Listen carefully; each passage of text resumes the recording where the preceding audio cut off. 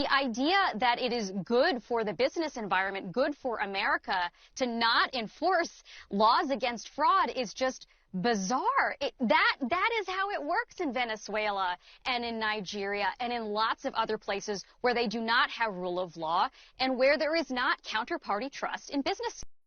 Look at how she casually said it. That means it's an acceptable reality by the Western world that Nigeria doesn't have rule of law. We are classified alongside Venezuela. Do you know what that means? Go and read about Venezuela. This is what happens when judges see evidence, they turn blind eye. They see white and they call it black. That's the people Tinubu is trying to convince to come and invest in Nigeria.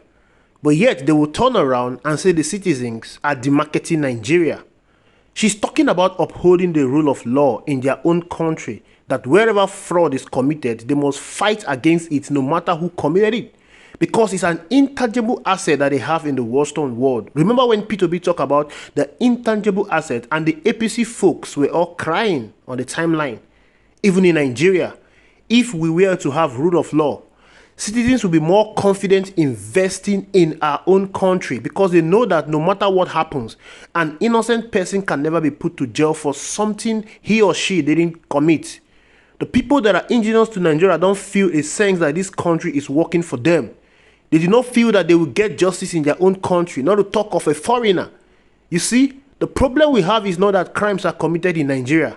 Crimes are committed everywhere, even in the Western world. Look at London, look at New York, Paris. All sort of fraud are being committed.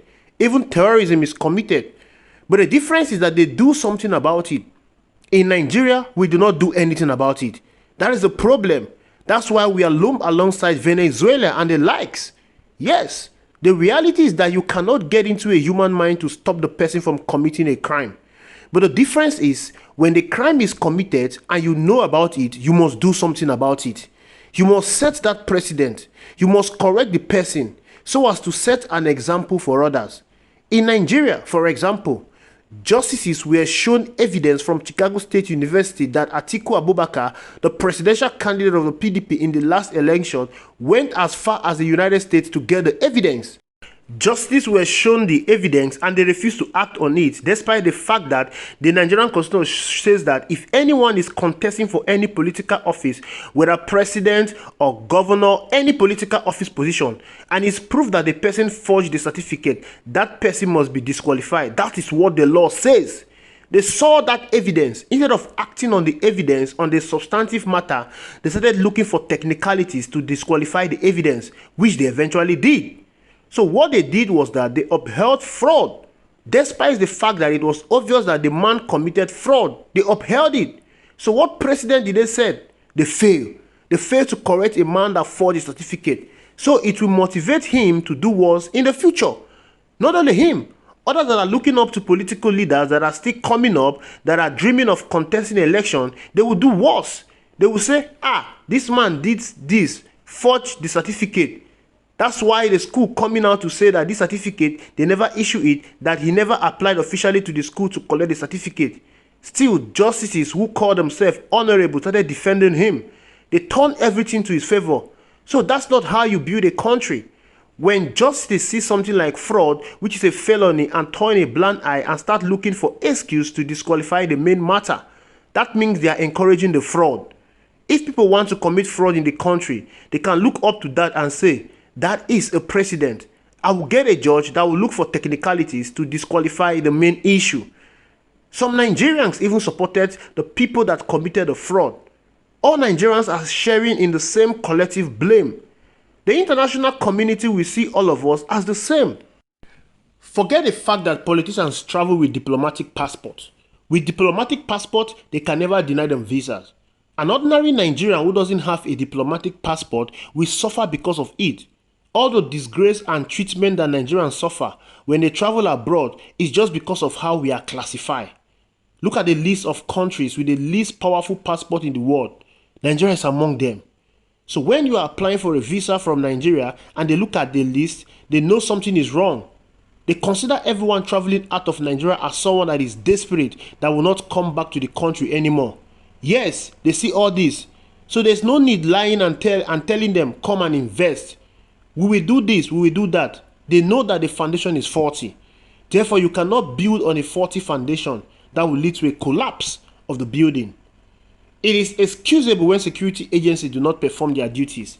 They are not able to catch criminals terrorizing the communities. What is not excusable is when a whistleblower or a journalist exposes a criminal with a video or audio of the crime he committed and the security agencies do nothing about it. It means that the state is trying to make a statement that there are people who are highly connected that can never be brought to justice or arrested. The state is indirectly saying that all men are not equal, that anyone can commit a crime once he is connected, the person will evade justice. Look at the recent exposure by a journalist working for Foundation for Investigative Journalism, Fisayo. He exposed custom officers who are deeply involved in smuggling. Can you imagine that? People who are supposed to counter smuggling. They are supposed to stop smugglers from bringing in goods into the country. But they are deeply involved in smuggling. He exposed their hotels that were worth millions of naira, even up to 500, 700 million naira. He exposed all this, including the major smuggler who even threatened to kill a custom officer in a video. Up to today, it's been more than 2 weeks or even more than that. Nothing has been done about it by the authorities. No one has been questioned. No one has been arrested. They simply ignore everything, feeling that Nigerians will just get over it, that it didn't happen. Come on, that's not how to build a country. The same journalist also revealed that a private website has access to the database of Nigerians stored in the NIN. Today, nothing has been done about it by the authorities. They just released a statement that they are investigating. No arrest whatsoever has been made. Trust that it will die a natural death like it has always happened in Nigeria. The worst part is that they do not pretend about it. If at least they can say, this one has been known by everyone, it has been exposed, let us pretend to be fighting corruption and fighting crime. Let us at least move and arrest these people, charge them to court. Let a court now disqualify the matter and set the people free. Just pretend that you are working. Do something. But no, they are so brazen with their impunity. They make it very obvious that whatever you commit, you can get away with it. That's the status of a failed state. It's the status of a banana republic. That is what they've turned Nigeria into. Yes, in a country that is not at war, but thousands or millions are living in IDP camps. It shows that there is a problem. Why can't the insecurity be fought to a standstill? Why does it persist? Why are they able to attack and get away with it before they can rescue the people that were kidnapped? They've attacked again, kidnap more, attack the third time, kidnap again. What is going on? Are they trying to say that these people are invisible? No one is taking any countermeasures. They don't learn any lessons from the previous one. It has happened before over and over and over and over again. It continues. No hope that it will ever stop. This is a status of a failed nation. A few years ago, the UAE released a list of Nigerians who were involved in terrorism. But the Buhari administration sat on the list. They never released it. What does that say about Nigeria? It shows that Nigeria doesn't take crime fighting seriously. They never made a country a living hell for criminals and people that are trying to destroy it. It's only a criminal that is walking the street that can commit crime, not the one in prison.